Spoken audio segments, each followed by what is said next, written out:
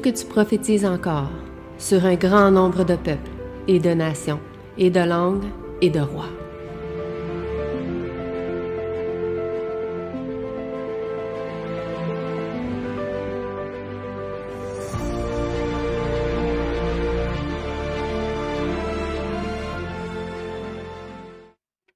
Je vous salue tous dans le nom de Jésus. Amen. Que le Seigneur vous bénisse tous. C'est un grand jour, le sabbat du Seigneur, de se retrouver ensemble pour le louer. Et je dis merci au Seigneur pour l'adoration de ce matin. Les chansons, vraiment, elles font du bien à notre âme. Elles nous rapprochent du Seigneur. Et surtout, l'une d'elles se trouve dans mon message, comme une rose foulée à nos pieds.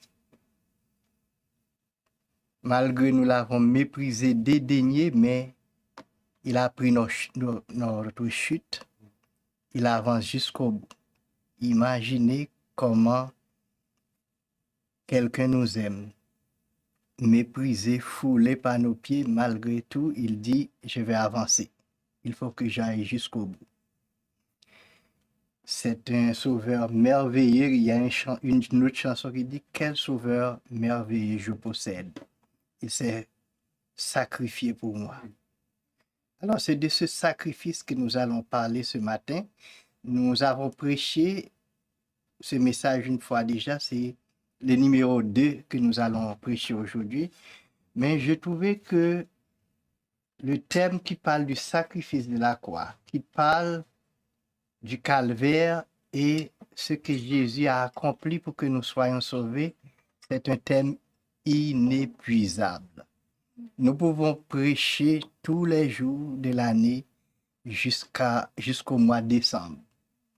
Ce thème ne va pas être épuisé, tellement c'est long, l'amour de Dieu pour l'humanité manifesté à travers Jésus-Christ.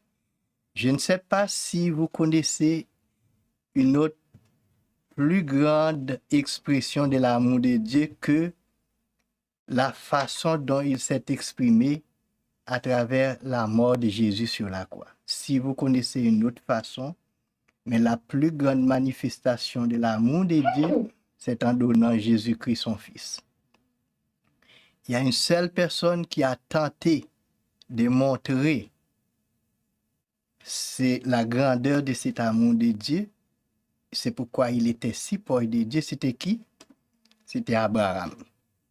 Si Dieu lui a demandé de donner son fils, son unique, il a voulu aller jusqu'au bout. Et Dieu dit, il n'y a aucun homme qui a parcouru tant de kilomètres pour faire quelque chose pour qu'il ne le fasse pas. Tu peux arrêter là, je vois que tu veux aller jusqu'au bout. Il voulait le faire. Mais donner son fils, son unique, celui que tu aimes tant. Et c'est comme ça Dieu dit. Il a voulu aller jusqu'au bout. C'est ce que le Père a fait. Pour nous sauver, c'est un sacrifice. Nous prions et puis nous rentrons dans le sujet. Nous bénissons ton nom, notre Père, notre Dieu, pour cette opportunité que tu nous as donnée d'être ton porte-parole dans ton Église. Nous n'en sommes pas dignes, Seigneur, mais c'est une faveur que tu nous as faite. Nous te remercions, Père. Nous te remercions pour le sacrifice de la croix, pour l'obéissance et la soumission de ton Fils Jésus à son chef. Permets que nous soyons obéissants comme Jésus, pour que nous obéissions à tout ce qu'il nous demande. Père, à cause de ce grand amour, aujourd'hui nous sommes réunis pour parler, Seigneur. Permets que cet amour puisse rentrer dans notre cœur et que, avant même la fin de ce message, chacun de nous puisse se demander, même ceux qui se trouvent sur l'Internet, sur Google Meet, Père puisse se demander qu'est-ce que moi-même je dois sacrifier pour le nom de Jésus. Et c'est ainsi, Père, nous allons t'honorer. Que tu sois avec nous, que tu sois avec ma bouche. C'est dans le nom de Jésus nous te prions. Amen. Amen. Alors le sujet, c'est comment recevoir la plénitude du salut. C'est sûr que je ne vais pas rester dans la première partie, mais nous allons plus dans la deuxième partie. Parce que la première partie, c'était prêché, mais c'était longtemps. C'est l'auteur de l'Épître Hébreux, chapitre 2, verset 3, qui dit « Comment échappons-nous en négligeant un si grand salut qui, annoncé d'abord par le Seigneur, nous a été confirmé par ceux qui l'ont entendu. Un si grand salut. Le Seigneur a apporté le salut, il a annoncé le salut. Mais il y a des gens qui l'ont choisi, qui ont entendu ce salut et qui se sont donnés eux-mêmes pour annoncer ce salut. On parle des apôtres. C'était des gens qu'ils ont choisis.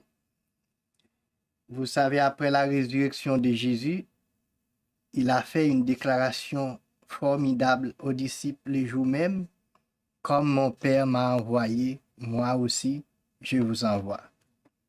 Avec la mission et l'autorité pour accomplir les mêmes œuvres que Jésus a accomplies. Prêcher l'évangile, annoncer une bonne nouvelle aux pauvres, annoncer le royaume de Dieu, faire du bien, sauver des âmes pour le royaume.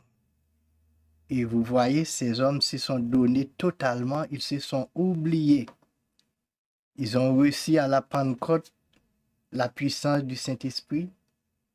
Ils deviennent des hommes vraiment, est-ce que je peux dire le mot, des hommes fous pour Dieu. La prison ne les arrête pas. L'arrestation, la mort, décapité, ça ne les dérange pas. Ils s'étaient donnés totalement à Dieu. C'était des gens reconnaissants. Ils veulent témoigner ce qu'ils ont vu et entendu. Certains étaient à la croix lorsque Jésus était sacrifié. Ils ont vu, contemplé le sacrifice de Jésus.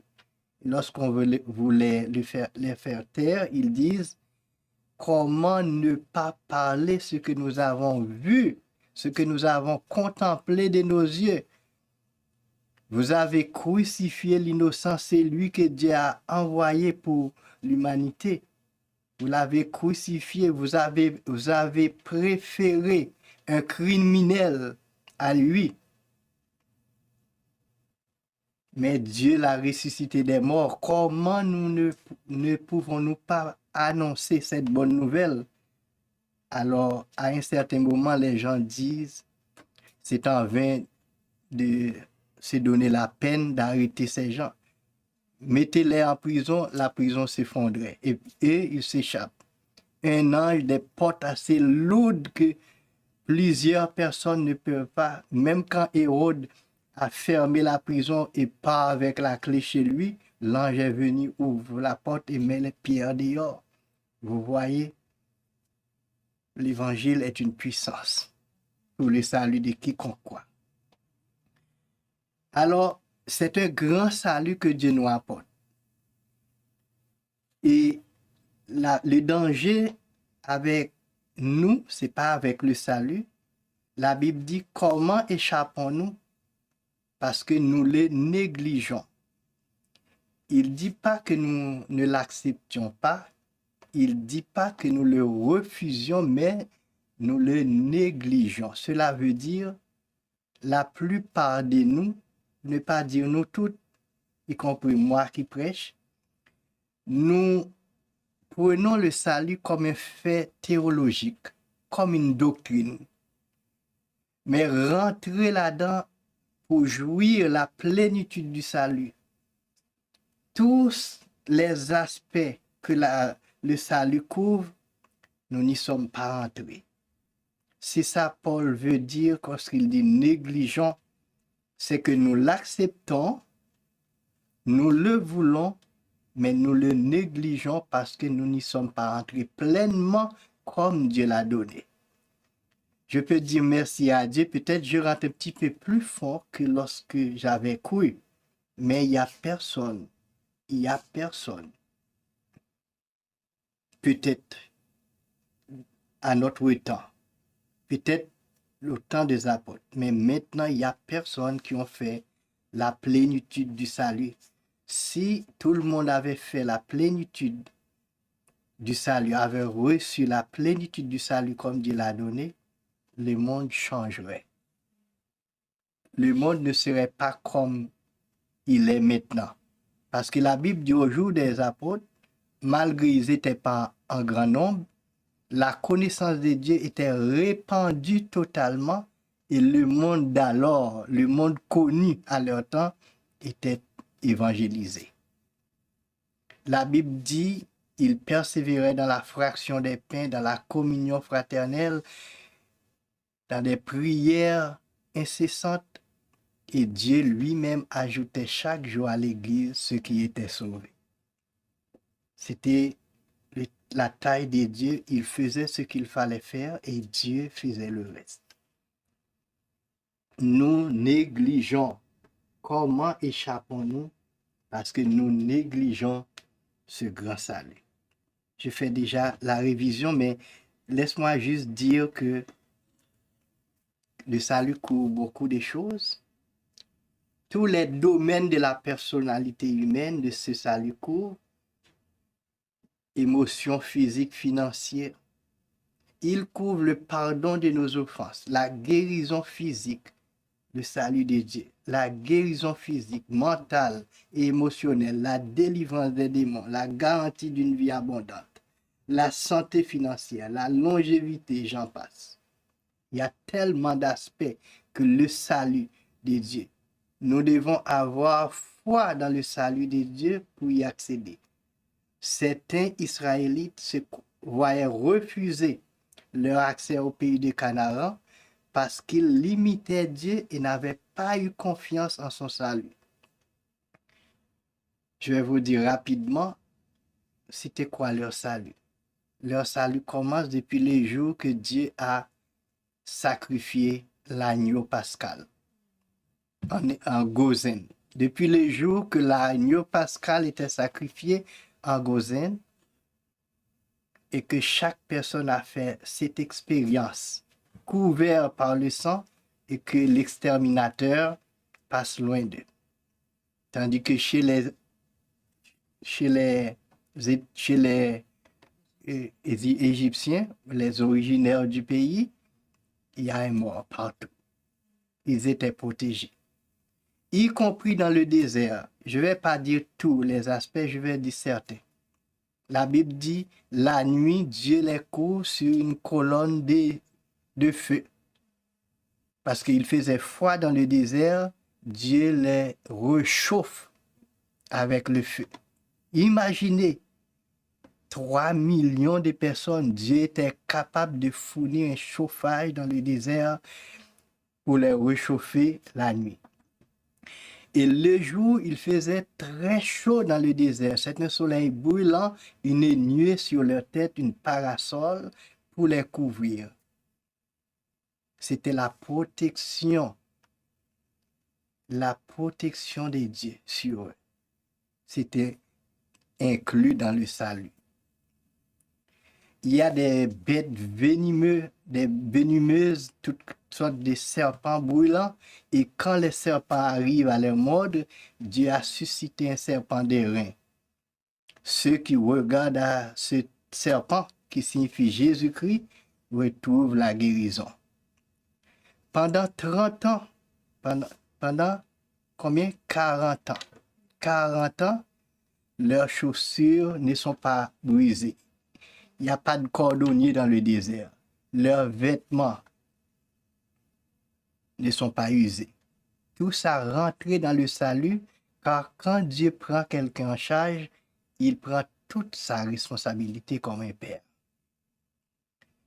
Y compris la nourriture pendant 40 ans, qu'est-ce que ça prend pour nourrir 3 millions de personnes, et pas pour un jour, pas pour une semaine, pas pour un mois, pas pour une année, pendant 40 ans.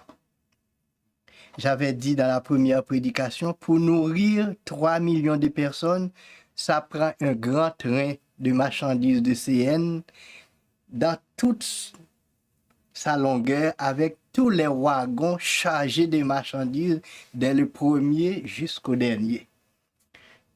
Un compartiment pour l'eau, pour tout, pour brosse à dents, savon, pour la nourriture, matin, midi, soir.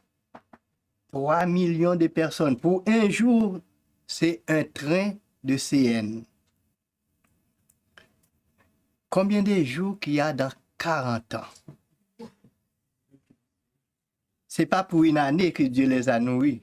Dans 40 ans, une semaine, il y a 7 jours. Une année, il y a 365 jours. C'est 365 multiplié par 40. Dieu était capable de les nourrir tous ces jours-là. Malgré tout, les Israélites n'avaient pas fait confiance à ce salut de Dieu. Ils se plaignent. Qu'est-ce qu'ils disent? Oui, Dieu a fait ceci. Il a fait sortir de l'eau. Mais est-ce qu'il va faire venir du pain? Est-ce qu'il est capable de faire venir de la viande? Il se plaint. Il se plaint pour rien. Alors Dieu était fâché, se mit en colère parce que les peuples n'avaient pas eu confiance en son salut. C'est pour ça, quand nous n'avons pas fait confiance à Dieu, à son salut, nous excitons la colère de Dieu. Parce que Dieu veut que nous lui faisons confiance. À cause de ça, Dieu jure dans sa colère, il dit, ils n'entreront pas dans mon repos. Leurs cadavres vont tomber dans le désert, leurs fils vont rentrer, leurs petits-fils, mais eux, ils ne vont pas rentrer en Canaan. Et quand Dieu dit quelque chose, il le fait. Parmi ceux qui quittent l'Égypte, même Moïse, le conducteur, n'était pas rentré. Et à cause de ça, parce que Moïse se mettait en colère. Dieu était fâché. Je ne dis pas que Moïse n'est pas sauvé, mais il ne rentre pas dans le repos de Dieu, qui était Canaan. Le repos prévu, c'était Canaan. Et Josué et Caleb étaient deux seuls parmi tout le monde qui sort de l'Égypte, deux seuls rentrent. C'est pourquoi l'auteur dit, comment échappons-nous, nous aussi, si nous suivons le même exemple de désobéissance des Israélites et si nous négligeons, si nous sommes en train de nous plaindre sur la route et si nous ne faisons pas confiance à Dieu pour rentrer dans la plénitude du salut. Il y a un conseil que l'auteur de l'Épître aux Hébreux donne. Je pense que c'est avant.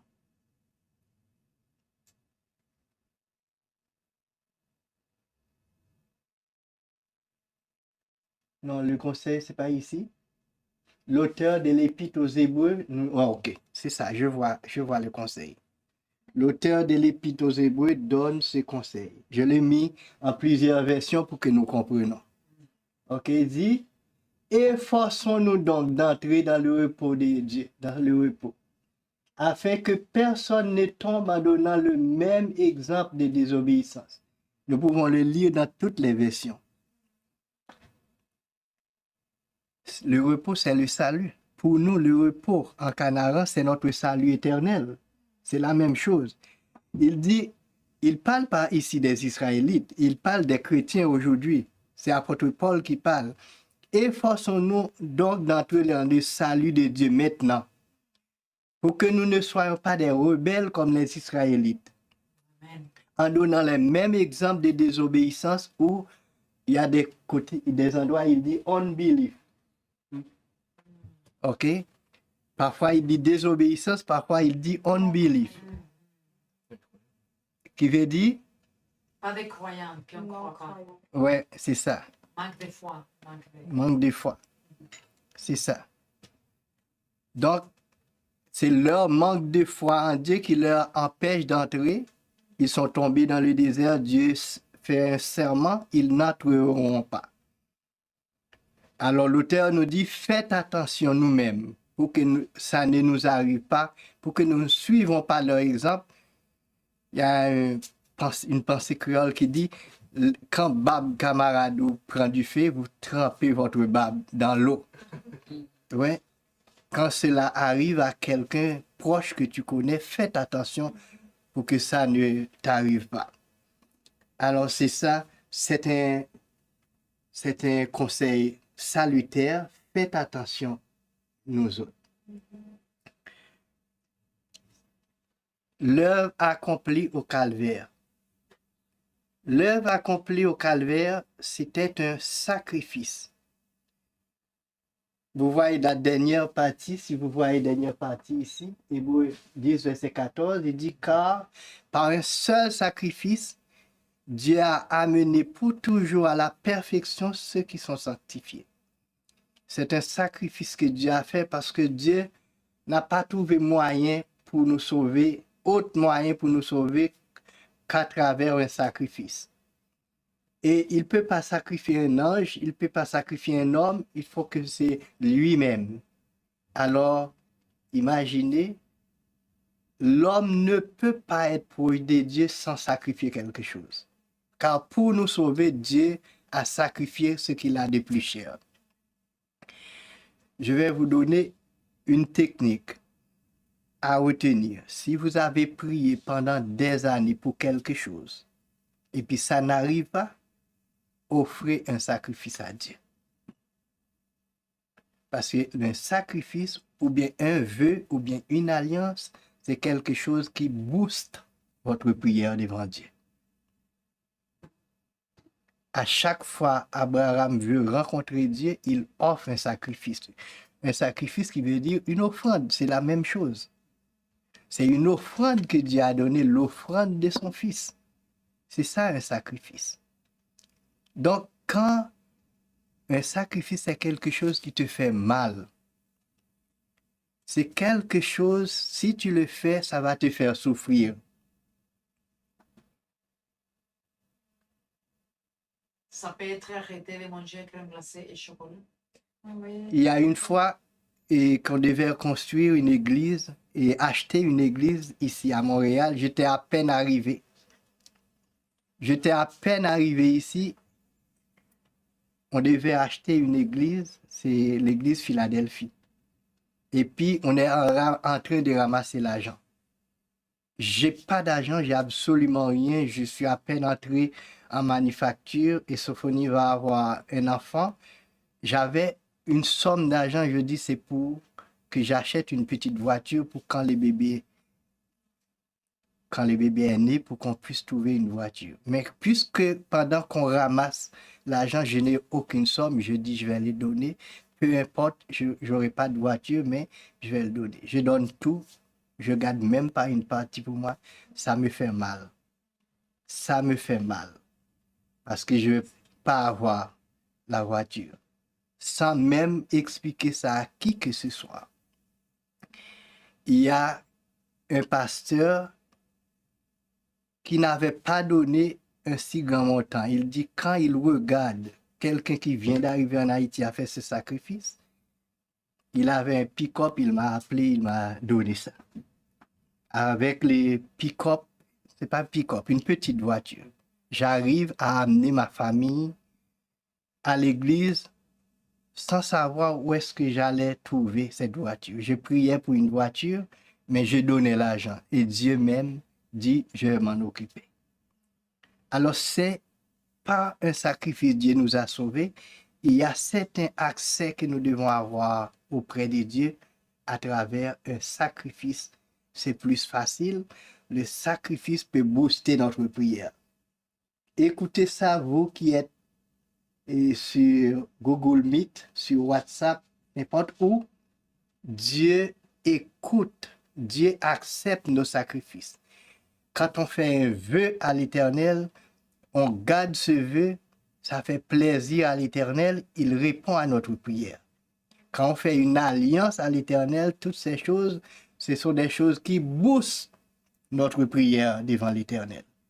Il y a des choses, la prière seule n'est pas suffisante. Vous faites action. Comme Anne qui est allée devant le Seigneur, il fait un vœu. Il dit, si tu me donnes un fils, elle a déjà prié. Elle a déjà prié. Mais elle ajoute quelque chose pour booster sa prière. Si tu me donnes un enfant mâle, je le consacrerai à toi. Pendant toute sa vie, il sera prêté à l'Éternel. Il a boosté sa prière et les jours même, le Seigneur a répondu à sa prière. Comme Donc, la reine Esther, n'est-ce pas? ouais, c'est un sacrifice que Dieu a fait pour nous sauver, mais quelque chose qui le fait mal. Je ne sais pas si Dieu s'est pleuré, mais imaginez, quand il voyait son fils sur la croix, comment il se sent, son fils unique. Et pour qui il a donné son fils unique, c'est pas pour ceux qu'il aime. La Bible dit que Christ est mort pour les impies. Apôtre Paul dit, à peine mourrait-on pour des hommes de bien, pour ses amis. Quand on regarde la qualité des péchés qui est en train de manifester dans le monde, par exemple l'homosexualité, toutes sortes de choses, la violence sur des enfants, pour tous ces péchés, Jésus s'est identifié à nous. Il accepte de prendre la croix pour des impies. Nous nous demandons quel amour qui est dans son cœur et comment Dieu a pu faire une telle chose. Parce que il y a un passage qui dit, il a plu, Ésaïe chapitre 1er verset 6, il a plu à l'Éternel de l'humilier par sa souffrance pour qu'il puisse élever plusieurs à la gloire. Dieu le Père, quand peut-être il y a un autre langage, mais ça c'est le langage humain, c'est pas que ça fait plaisir à l'Éternel, mais c'est cette voie-là qu'il a trouvée. Mais l'auteur dit, il a plu à son Père de l'humilier par cette souffrance pour que puisse élever à la gloire ce qui était si bas. Il a descendu si bas pour relever l'humanité déchue. Je ne sais pas qu'est-ce que vous allez offrir après avoir écouté ce message. C'est vous qui décidez. Quand on considère et examine dans l'Écriture, c'est un sacrifice parfait. Parfait dans tous les points. Quand Jésus dit tout accompli, tout est accompli, tout était fini. C'est pourquoi je dis ce salut couvre tous les aspects de la vie humaine. Quand Jésus dit tout est accompli, Jésus attend que les péchés étaient effacés pour tous ceux qui acceptent Jésus. Il attend que ce salut couvre tous les besoins humains. Tous les besoins que nous avons maintenant, nous pouvons les apporter à Jésus. Et si nous ne les apportons pas, c'est ce que nous faisons la même chose qu'Israël a fait. Nous négligeons ce salut, nous voulons traiter notre problème comme bon nous semble, parce que nous ne faisons pas confiance à Dieu. Problème d'argent, problème de santé, problème avec les démons, problème avec toutes sortes de choses. Le sacrifice de Jésus a couvert tous les besoins de la personnalité humaine, de la vie humaine. Tout, il n'y a rien qui n'est pas compris. Jésus dit tout est accompli. Tout, c'est un adjectif et infini, infinitif ou bien infini, participe ou bien adjectif infini qui veut dire qui rassemble tout, même si ce n'est pas au pluriel, mais il englobe tout. Quand c'est une sorte de résumé. Quand je dis je prends tout, je prends tout. C'est ça que Jésus dit, tout. Tout est accompli. Alors dans le verset original, c'est un seul mot, ça c'est 3 mots. Tout est accompli. C'est un seul verbe qui dit c'est complet. Tout est fini, il n'y a rien qui reste, qui n'est pas achevé à la croix. C'est le vrai saint tout. Oui. Quand on regarde le sacrifice de Jésus sur la croix, il y a des mots qu'on peut ajouter pour définir qu'est-ce que Dieu a fait. Je vais retourner, peut-être je dis ça déjà. C'est un échange. Le premier, c'est un échange que Dieu a fait.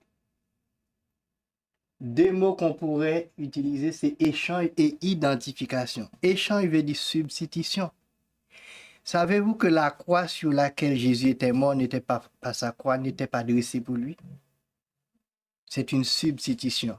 Savez-vous pour qui sa croix était dressée? C'est pour Barabbas.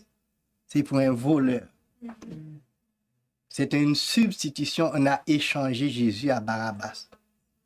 Les Juifs ont préféré Barabbas, préféré de garder Barabbas que de garder Jésus avec eux. Donc, la mort de Jésus a été une échange ou bien une substitution que Dieu a fait bien ordonnée avec la race humaine. Un échange bien ordonné, bien coordonné a été appliqué par le Père lui-même. Tout d'abord,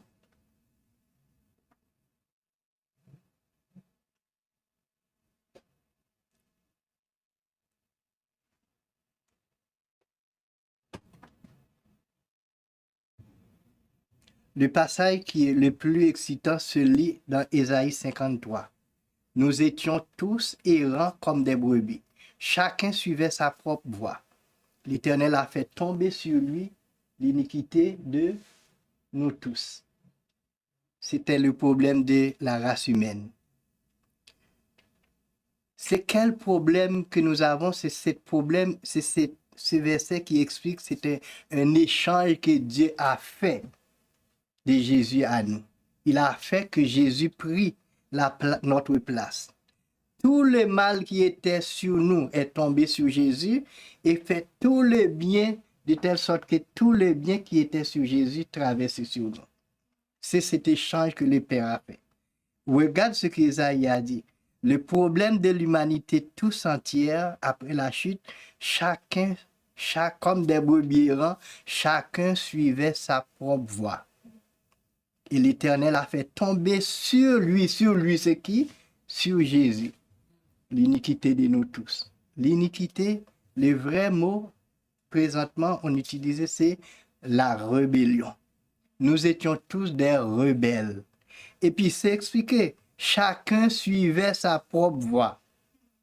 Nous n'étions pas vraiment coupables du même péché. Peut-être il y en a parmi nous qui ne tuaient pas personne, qui ne volent pas, qui ne cambriolent pas une banque. Mais chacun a commis le même péché, c'était la rébellion. Nous étions tous des rebelles. Je ne dis pas des kidnappeurs comme les autres, mais nous avons notre rébellion en nous. C'est ça le péché. Le péché, c'est la rébellion. Nous rébellons contre Dieu quand même dans un aspect de notre vie. C'est là le problème. Donc, l'iniquité, c'est la rébellion. C'est notre rébellion qui était tombée sur Jésus. Dieu a fait de Jésus un rebelle. Il a placé. Vous savez, dans l'Ancien Testament, quand quelqu'un est péché, il amène un animal comme sacrifice au sacrificateur.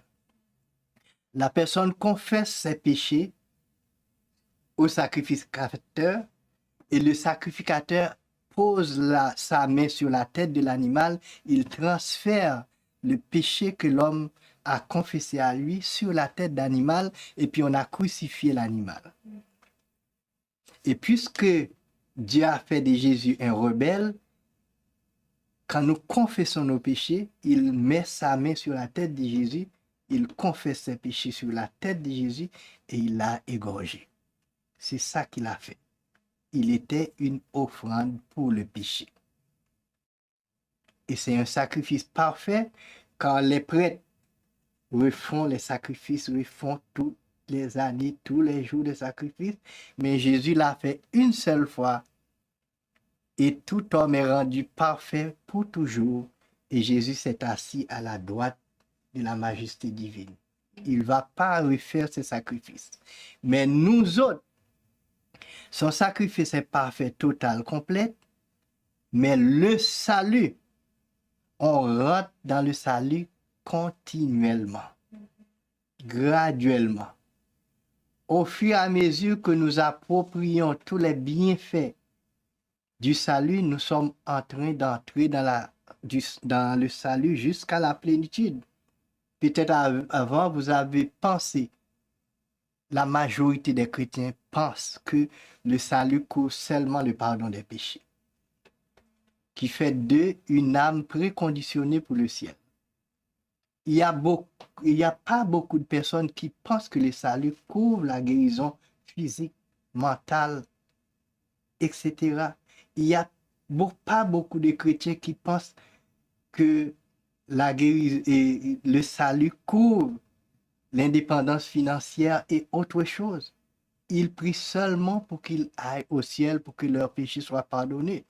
Donc, comment recevoir la plénitude du salut? C'est dépendre de Dieu, essayer d'être dépendre de Dieu pour tous les aspects de la vie humaine.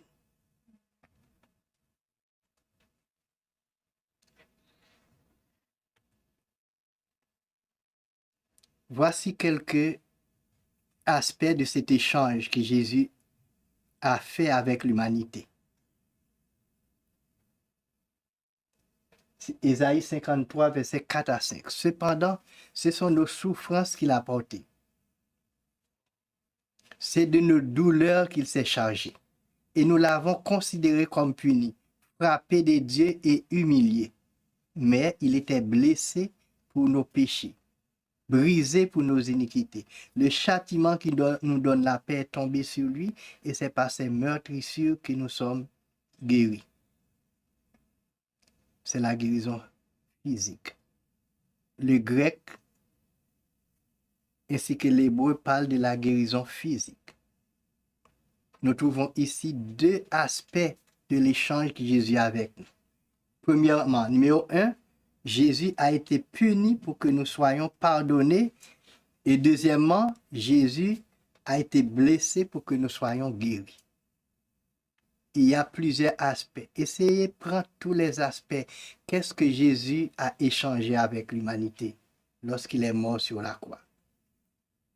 Dans Ésaïe 53, versets 4 et 5, il y a deux aspects. Premier aspect, c'est spirituel. C'est Jésus a été puni pour que nous soyons pardonnés. Il a accepté cette punition, comme si c'est lui qui était le rebelle, car Dieu l'a chargé de notre rébellion.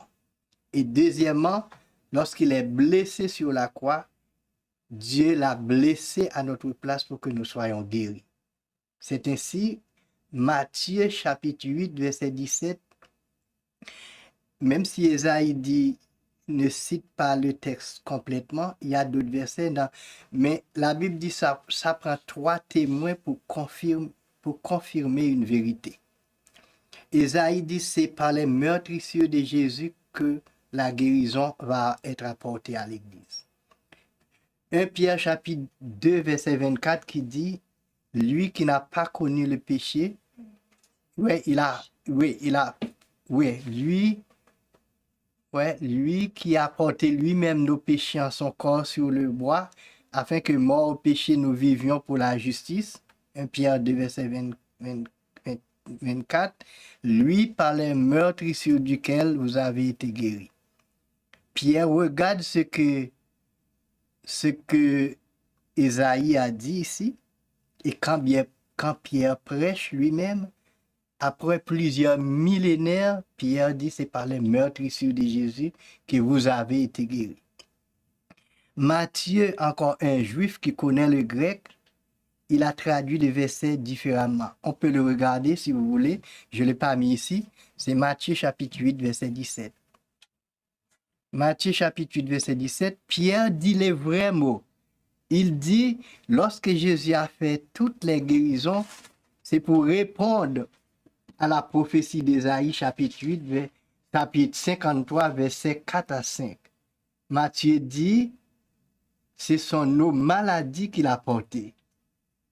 C'est de nos infirmités qu'il s'est chargé. Donc, le texte dit, Jésus prend la guérison de nos maladies, il s'est chargé. Cela veut dire, la guérison physique est un aspect du salut que Jésus a apporté. Jésus est responsable de nous guérir physiquement. J'aimerais que l'Église rentre dans cet aspect de l'échange que Dieu a fait avec nous.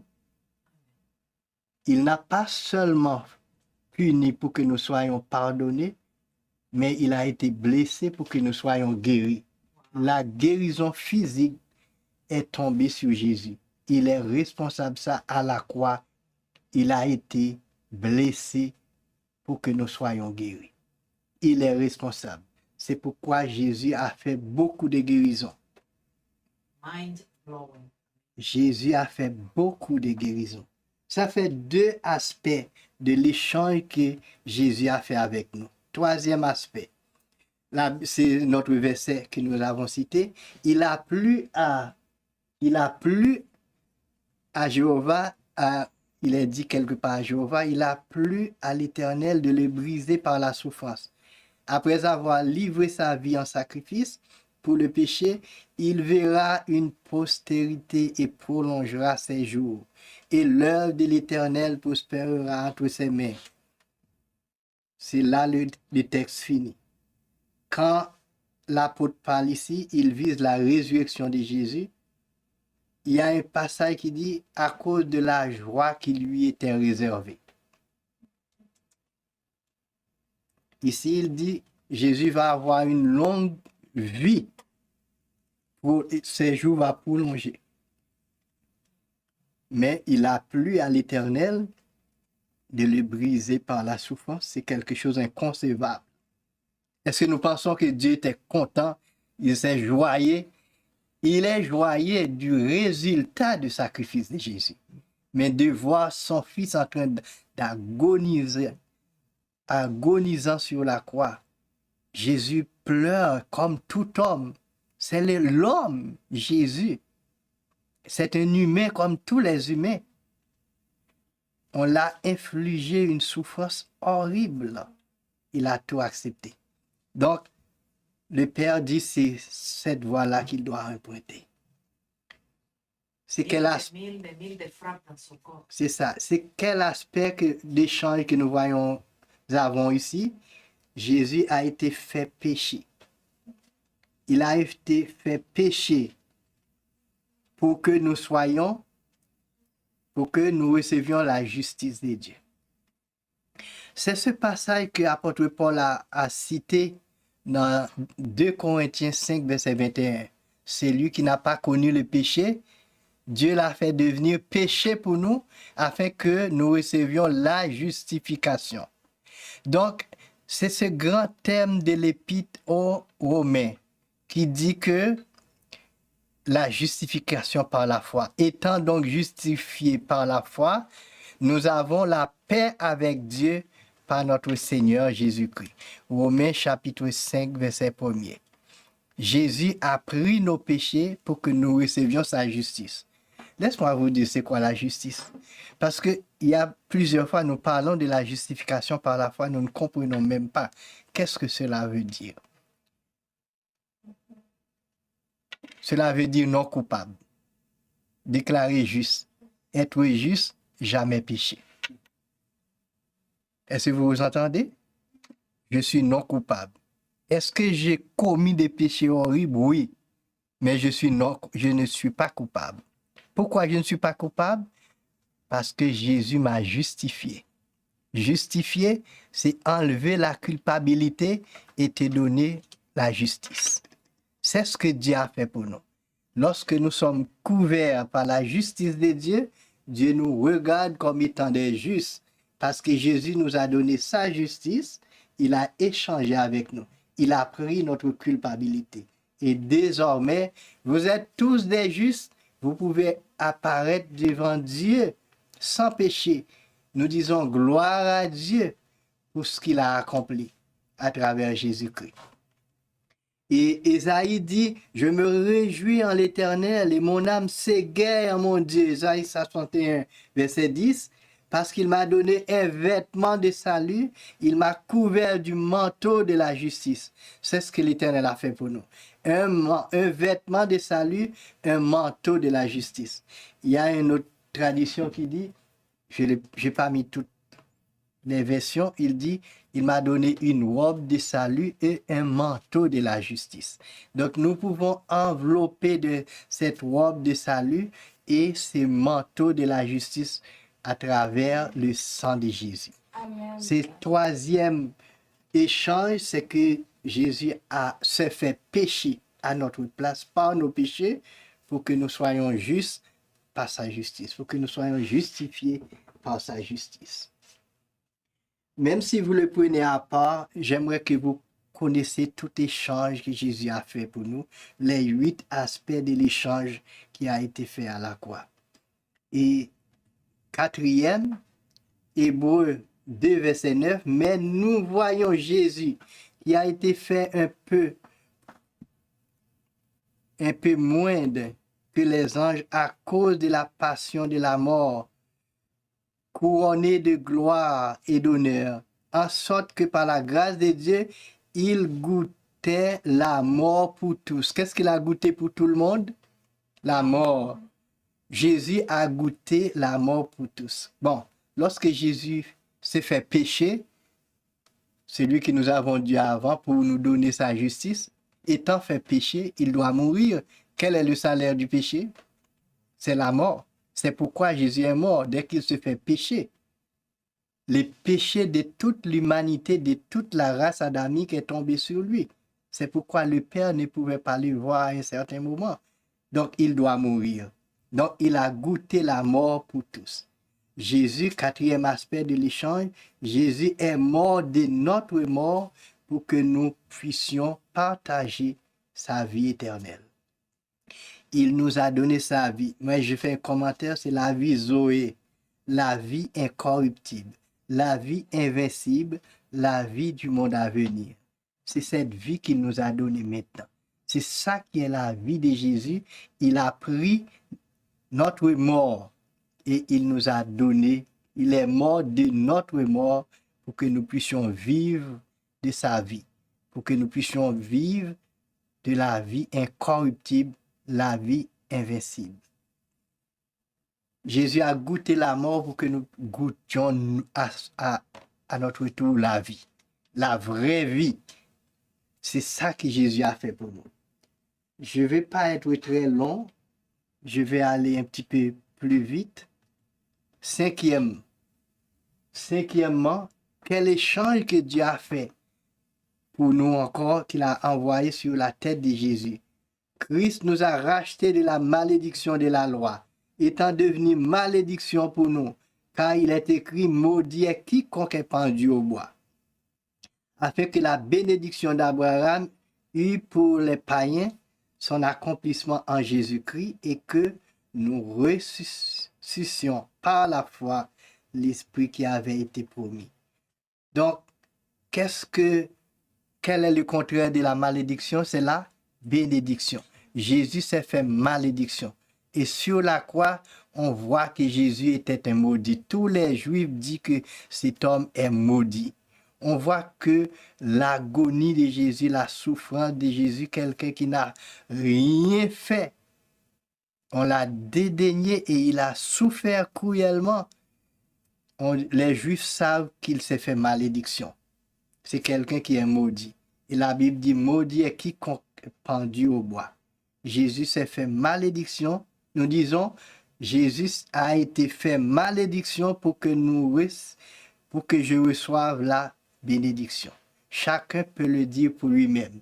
Pour que je reçoive la bénédiction, Jésus a pris ma malédiction pour que moi je reçoive la bénédiction d'Abraham.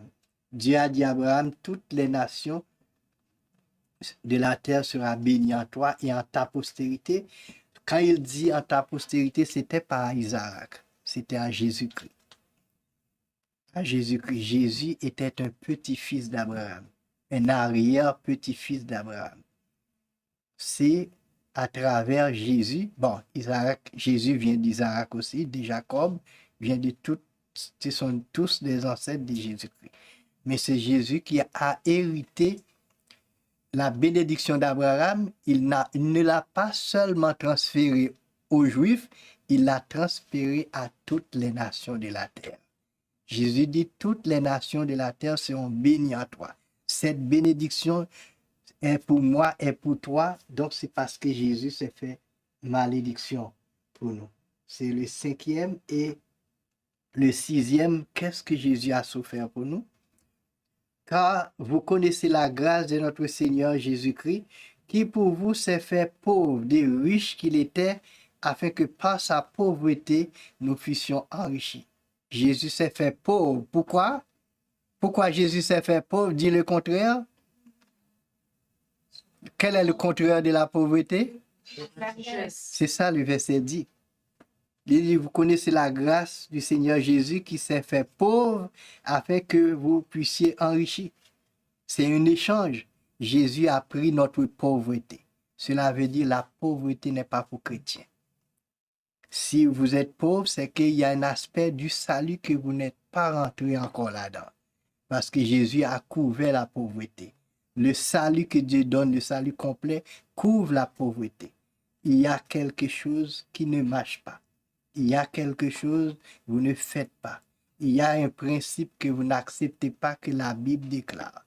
La pauvreté n'est pas pour les chrétiens, n'est pas pour ceux qui acceptent Jésus-Christ. 6e, qu'est-ce que Jésus a appris?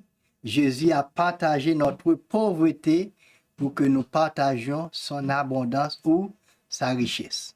Est-ce que vous comprenez? C'est tout ça que Jésus, tout ça que Dieu a échangé de nous à Jésus.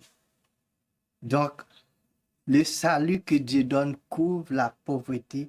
Dieu veut, moi, j'aimerais pas tellement utiliser la richesse, mais Dieu veut nous donner l'abondance. Jésus dit, je suis venu afin que mes brebis aient la vie, mais une vie dans l'abondance.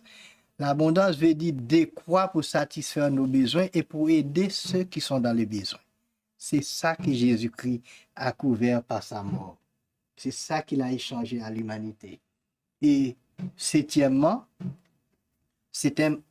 aspect de l'échange, Hébreux 2, il dit, Hébreux 12, verset 2, gardons les yeux fixés sur Jésus, qui nous a ouvert le chemin de la foi et qui a porté, et qui porte, qui la porte à la perfection. Parce qu'il avait en vue la joie qui lui était réservée, il a enduré la mort sur la croix en méprisant la honte attachée à un tel supplice. Et désormais, il siège à la droite du trône de Dieu.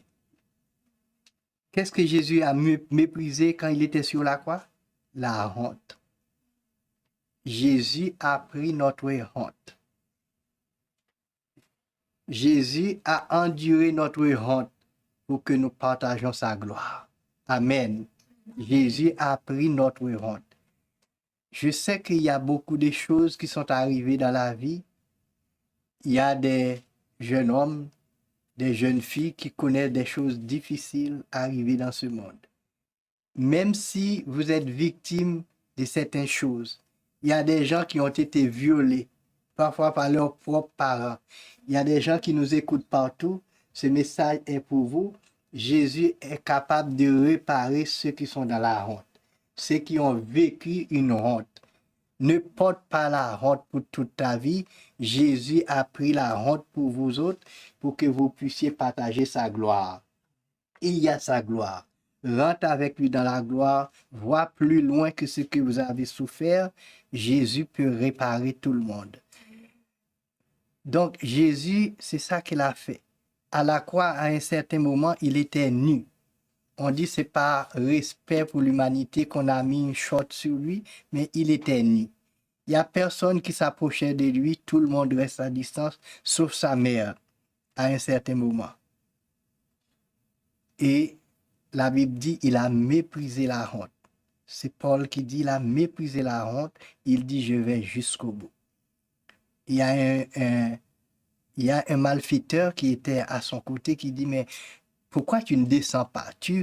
Toi qui sauves tous les autres, pourquoi tu te sauves pas toi-même? Abandonner la mission. Et puis sauve-nous qui sommes avec toi. Sauve toi-même et sauve-nous. Pourquoi tu restes ici? Nous savons que tu as sauvé les autres. Jésus allait jusqu'au bout. Et le dernier est plus terrible. Dernier échange. Ici, c'est la honte qu'il a endurée. Mais regarde le dernier. Qu'est-ce qu'il a échangé avec nous? Le rejet. Le rejet.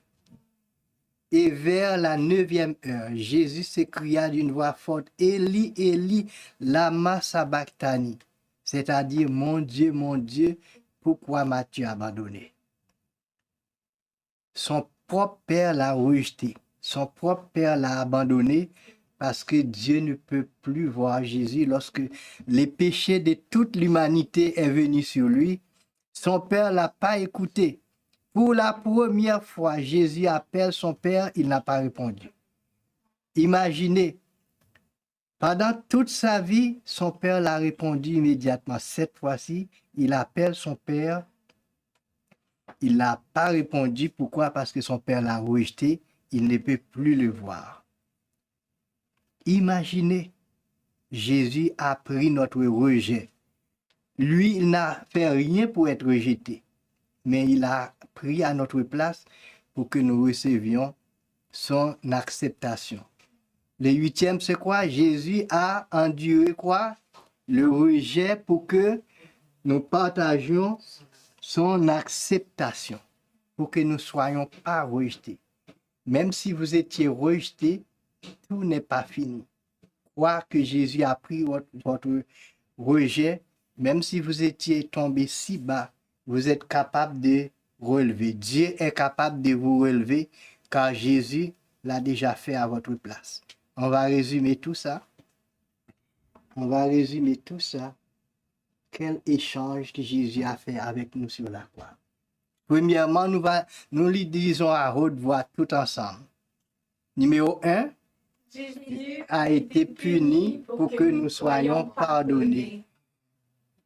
Numéro 2, Jésus a été blessé pour que nous soyons guéris. Troisièmement, Jésus a été fait péché pour que nous recevions sa justice. Quatrièmement, Jésus a souffert la mort pour que nous partagions sa vie éternelle. Cinquièmement, Jésus a été fait malédiction pour que nous recevions la bénédiction. Sixièmement, Jésus a été fait pauvre pour que nous partagions son abondance. Septièmement, nous partagions sa gloire. Et enfin, huitièmement,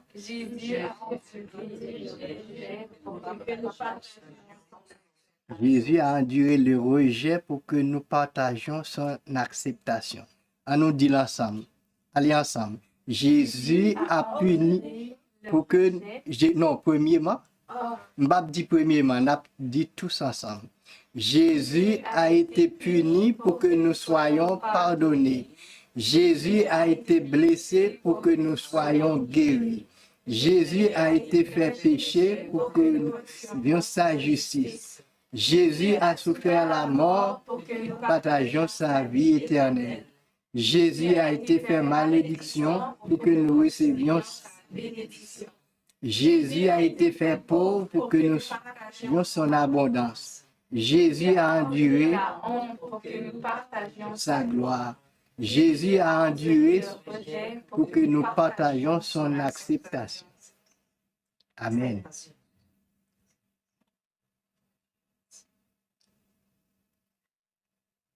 Conclusion, c'est un devoir pratique. Est-ce normal tout ce que Jésus a souffert? Est-ce normal? Non, Est-ce que c'était juste? C'était la justice, tout ce que Jésus a Non. apporté?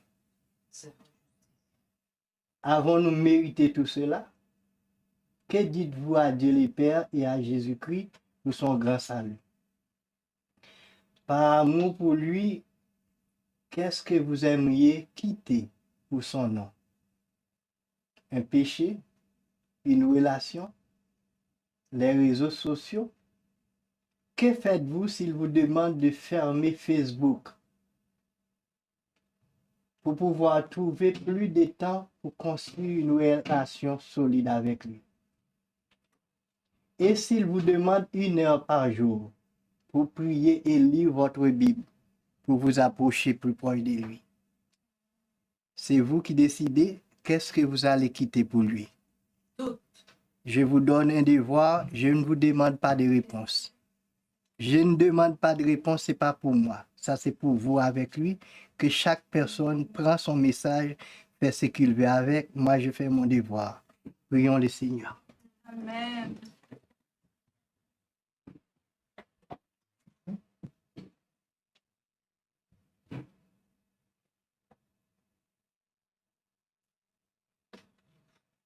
Notre Père, notre Dieu, nous te sommes reconnaissants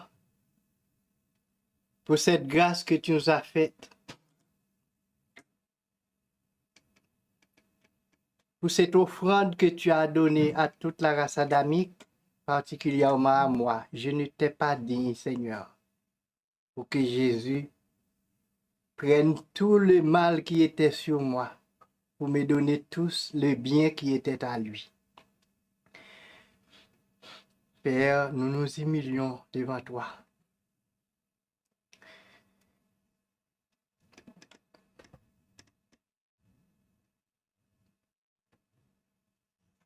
Nous sommes si égoïstes, même du temps que nous ne prenons pas pour étudier notre Bible. Nous préférons gaspiller nos temps dans toutes les choses qui ne sont pas utiles.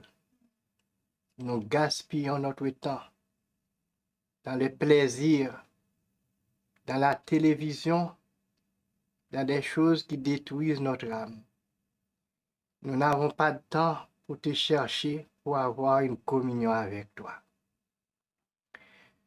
Tu ne le fais pas parce que nous étions bons, parce que nous l'avons mérité, mais parce que tu es amour, un amour inconditionnel. Nous voulons seulement te dire merci, Seigneur. Merci pour le sacrifice de ton Fils. Et maintenant, tandis que chacun de nous est au pied du mur, ils connaissent la vérité. Père, que chacun de nous se détourne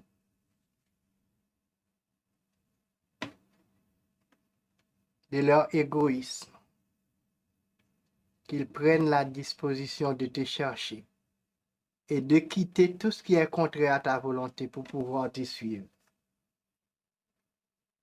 Aide-nous à rentrer, Seigneur, dans le salut de Dieu. La Bible dit, efforçons-nous d'entrer dans le salut de Dieu.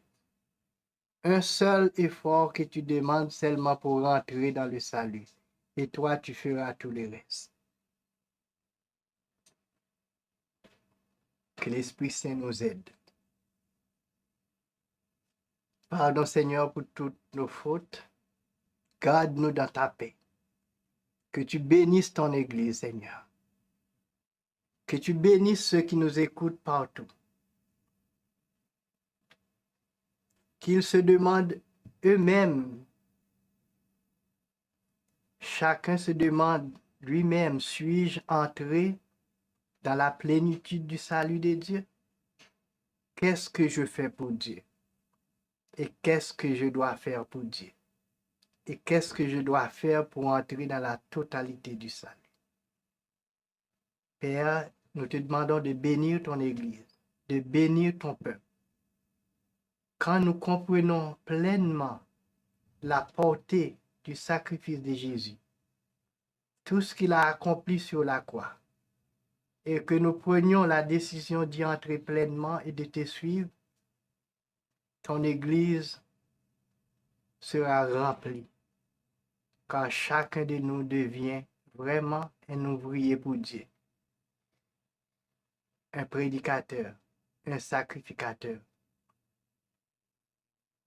Qu'il plaise à toi d'écouter et d'exaucer notre prière pour chacun de nous qui est ici, pour chacun de nous qui nous écoute.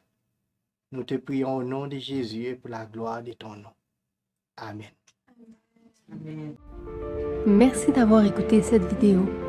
Si vous désirez rejoindre l'œuvre au Québec, veuillez nous contacter par email à asjh1889 de Terrebonne à commercial@gmail.com